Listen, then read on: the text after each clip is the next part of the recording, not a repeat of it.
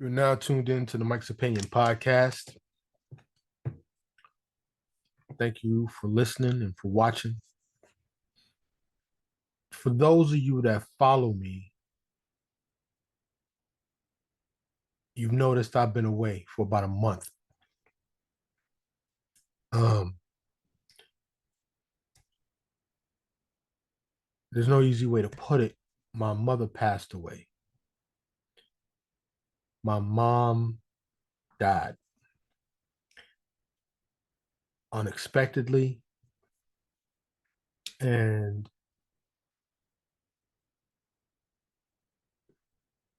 it's been hard.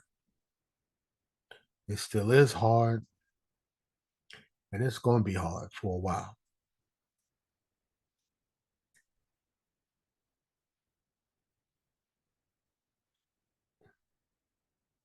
Listen, this episode is dedicated to my mother. I have one episode recorded about 2 years ago that I never released because the audio wasn't good. I'm going to try my best to clean it up so I can release it.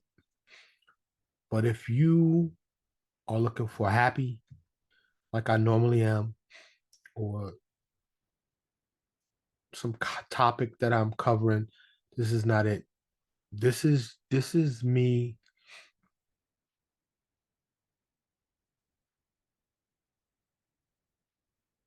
doing my best to take a step forward.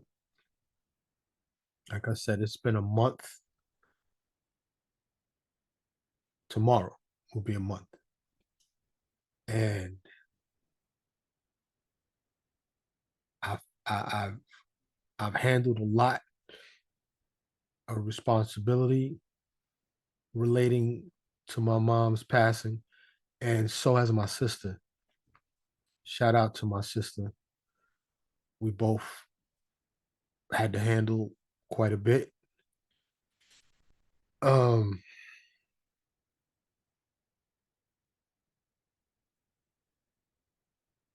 as many of you know that follow me and subscribe and listen, um, and watch,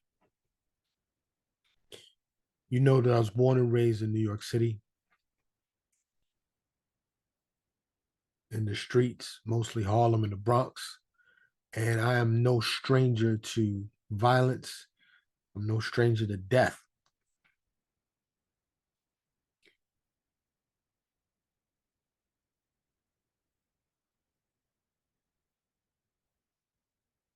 When you lose the closest people to you, to say that it hit different is an understatement. You know, you think you hardened, you think you prepared. If you have a conscience, if you have a heart, then nothing can prepare you. I had to continue on. I know that's what she would want. And I know I've over the course of the last month, I've probably said it. I said it at her memorial. I've said it a bunch of times, but I'm gonna say it here.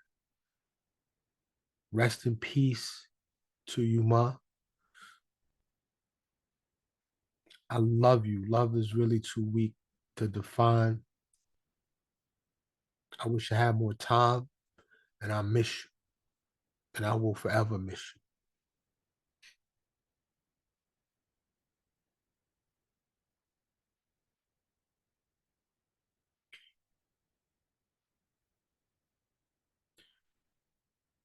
Other than wanting to get back to work, get to some form of normalcy, never be normal, right?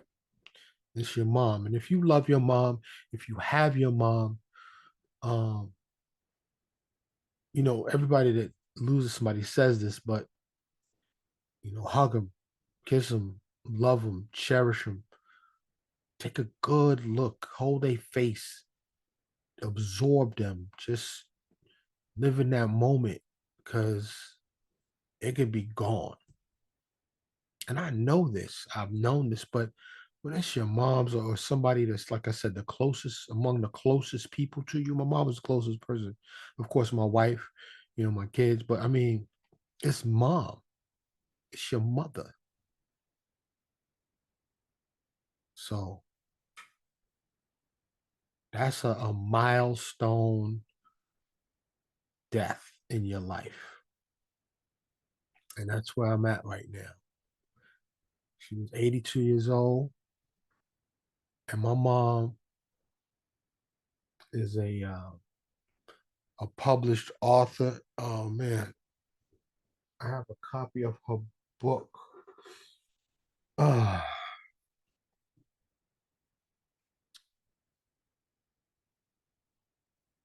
I don't have it here. I should have had it here. I feel like I should have had it. She's a published author. She had two master's degrees. She's the most well-read person that I have ever met. She is the reason that I love music, that I love musical theater, and that I'm alive, really. My mother made decisions and choices, and I said this when I eulogized her. When I said the eulogy, I'm not going to tell the whole story here, but my mother made a decision, several decisions that kept me alive. Now, I've been through it. I've never gone into details about certain experiences in my life. All I have said is that I was in the streets of Harlem and the Bronx, sometimes in Brooklyn, a little bit in Queens, mostly Harlem and the Bronx. I was there when crack was born. I was there when hip hop was born.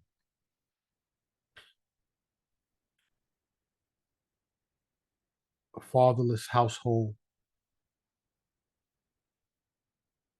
ran with heavy hitters. I know a lot of incarcerated people, a lot of dead people. It's a miracle that I'm here. And part of that miracle is attributed to my mother and the choices she made. Smart woman, brave woman, very courageous woman.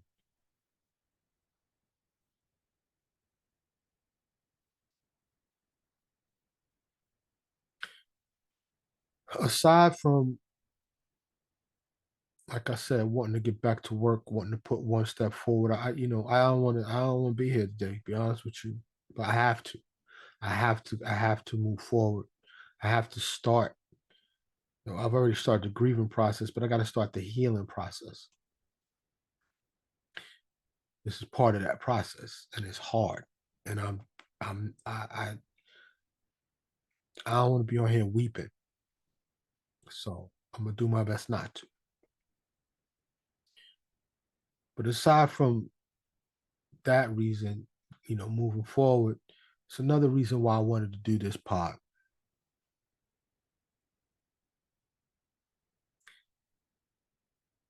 I'm a black man, but I think this is applicable to people of any race, especially here in America. I think people in other countries handle death differently. They don't hide from it. And, I've traveled abroad. I haven't lived abroad, but it seems like they process and deal with death differently than we do here. As my mother got up in age, I would occasionally just bring up the subject, like, what's your last wishes? What do you want to be? Buried or cremated? That's the basic question I would ask. I wish I had have asked more. I wish I would have asked who did she want me to contact, who she didn't want me to contact. I wish she would have asked, or I wish I would have asked, What kind of ceremony do you want? You know, um, and any of the details that she would have wanted to share, or things that she may have wanted done in her passing. So I'm saying that to say it's not a fun task,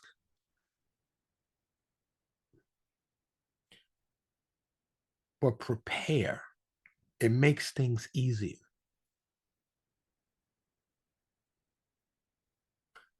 When you're dealing with that level of grief, having to think about what to do here and what to do there, it's a real challenge. And it doesn't have to be that challenging. I definitely wish I would have been more prepared. I'm pretty sure my sister probably feels the same way. My sister handled a lot.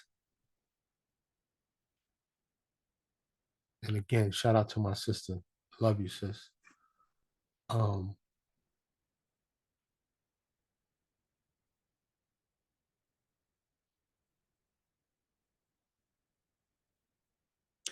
and when I say prepare, just in terms of things that need to be done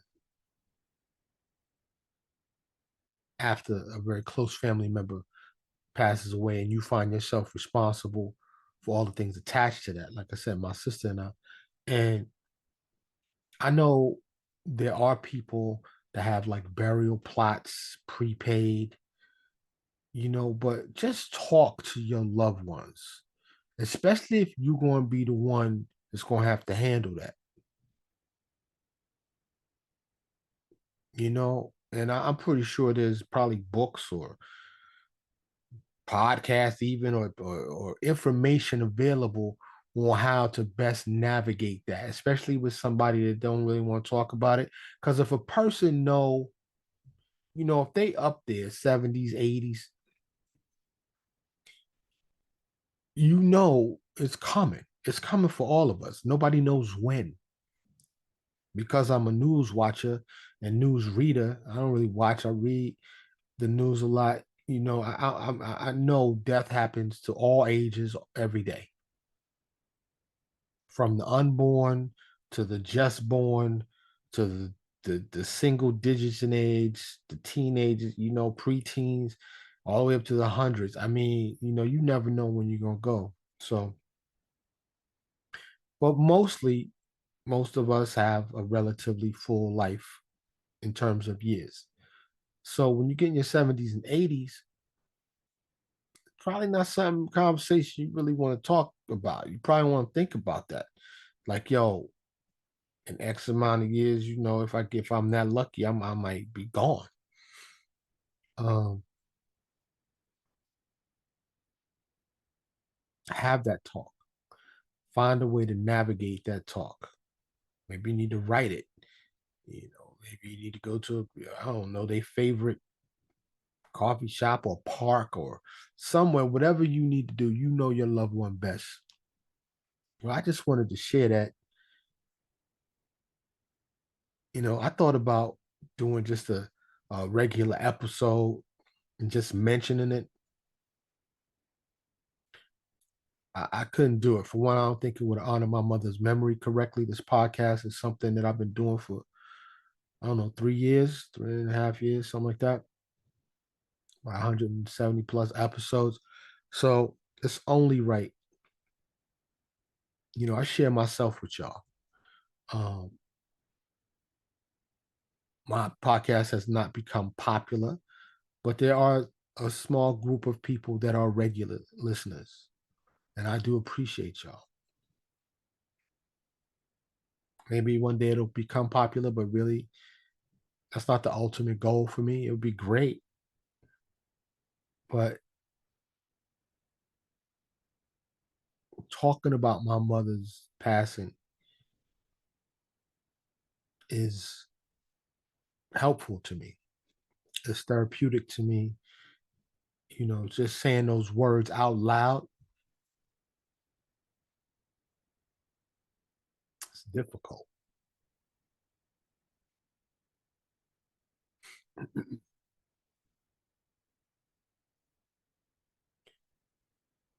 I'm still processing, definitely still grief stricken,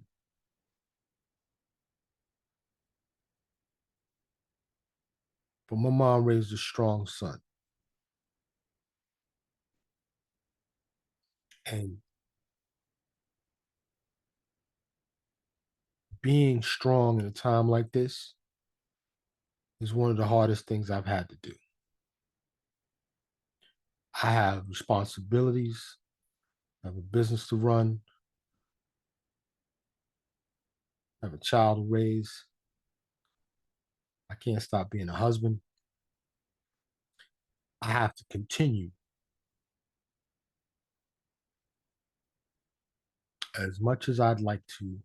I can't say like to, but I could probably benefit from running away and, you know, finding the bottom of a bottle or two or three every day. But what's that going to do? It's not going to honor my mother. It's not going to make my mother proud, even though my mother's unconditional love, she would have accepted anything that I did. I hope you have somebody in your life that loves you unconditionally because my mother loved me unconditionally and she supported me up until her dying day in a multitude of ways. Um,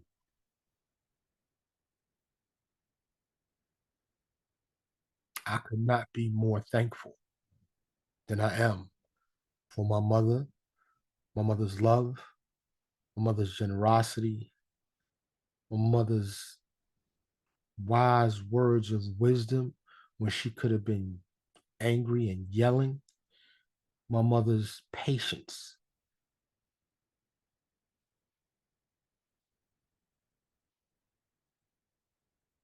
Me and my mother and I were tight, but I wasn't a mama's boy per se,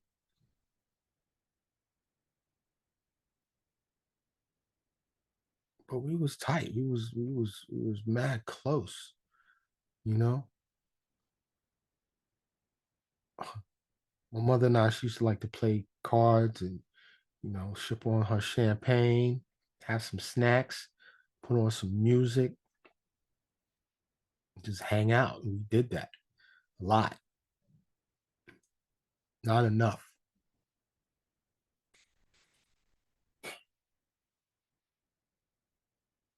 Not enough.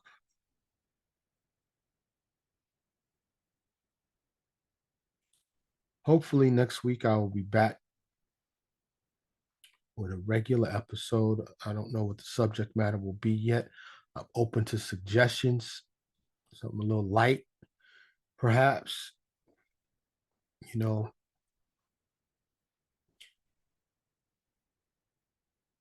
I've been looking at what's going on in Israel and Gaza, and a hospital just got bombed. I was listening to that, and they like to almost dramatize it. It's not dramatized; it's actual. But I was driving today, and I was listening to the news and the screams and the cries.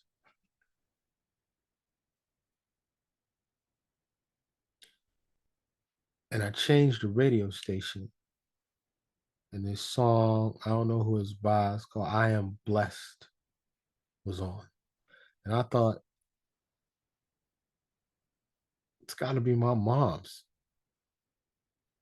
because it made me think I'm not in a war zone. I'm not under threat of gunfire and missiles and bombs.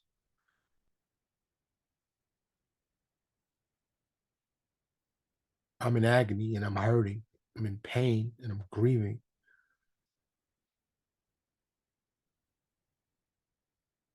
but it's quiet where I rest.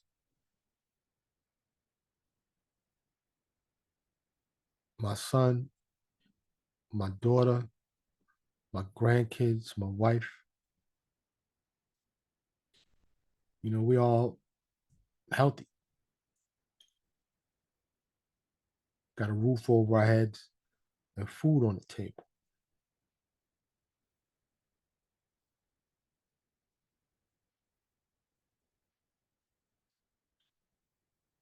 So there's that. I have lost another person, my grandmother, who was like my second mother,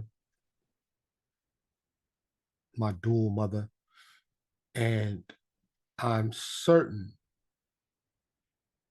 I have yet to fully recover from her death. But falling into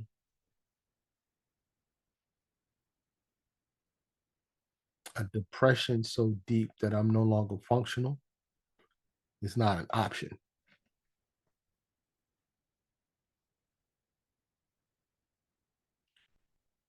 Crawling up in a ball and staying in bed for days, it's not an option.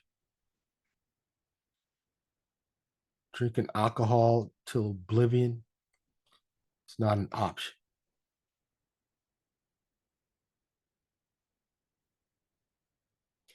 Only option I have is to get up every day and honor my mother by moving forward because I know that's what she would want. I also love the people that are in my life, and I owe them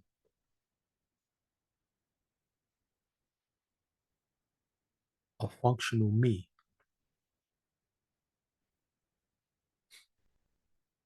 So while I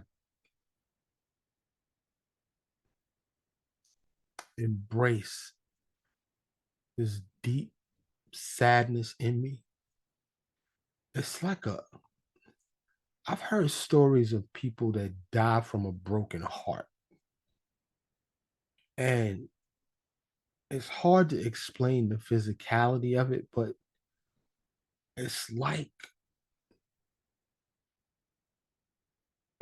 somebody took a piece of my heart, like something is missing, like there's a hollowness in my chest, like there's a feeling like in my throat, like in my memory, my head. It's a physical effect. Grief, heartbreak, really hard to convey. It's hard to articulate. It's hard to explain. And maybe you're familiar with it. Maybe you know. When I zoom out and look at the big picture, I wonder, what is this all for? We get this life on this beautiful planet, and we get these loved ones, and we get this 100 years, maybe, right? Most people get 60 to 80, 70 to 80. And then there's a lot of beliefs out there. Um, I believe our energy goes on in some form. I believe my mother has visited my house since she passed. I'm not going to go into no detail, but there's been some physical things. There have been some things. When my grandmother died, she came to me in a dream. And the word dream is an understatement because it wasn't that. It was a visitation. Think about a vivid dream, but vivid exponentially, like to the 100th power. And I think my mother tried to do that recently, the last few days ago, but it wasn't as profound as what my grandmother did. My mother has come in different ways. I don't know what you believe about what happens after you die. And I can't say for 100% certain. I don't think any of us can. I know there's people that have died and they call it a near death experience. I don't know why they call it that because they died and came back. They need to call it something else. But there are people that have so called crossed over or went to the other side and then were brought back. And they have told stories of what they've experienced. There are people that have told fascinating stories of reincarnation. I don't know. What I do know is that my mom is gone.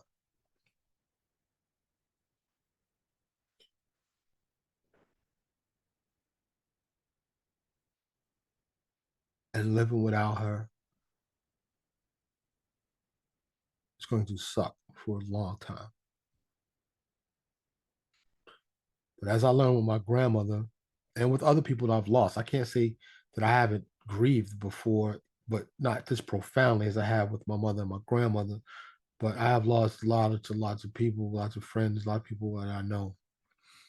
And there's only one thing that can help. There's nothing anybody can say, nothing anybody can do. There's nothing anybody can give you. In my experience, there's only one thing, and that's time. Time is the only thing that makes a loss like this bearable. The pain, the missing that person, it never goes away. It only goes from a loud roar to eventually a whisper, but it's always there. Right now, it's a roar for me. It's a loud, loud roar.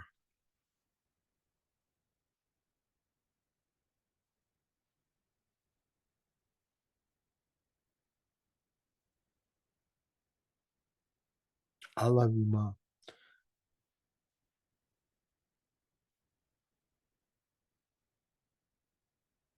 Thank you for listening. Thank you for watching. I'm Mike, and this is the Mike's Opinion Podcast.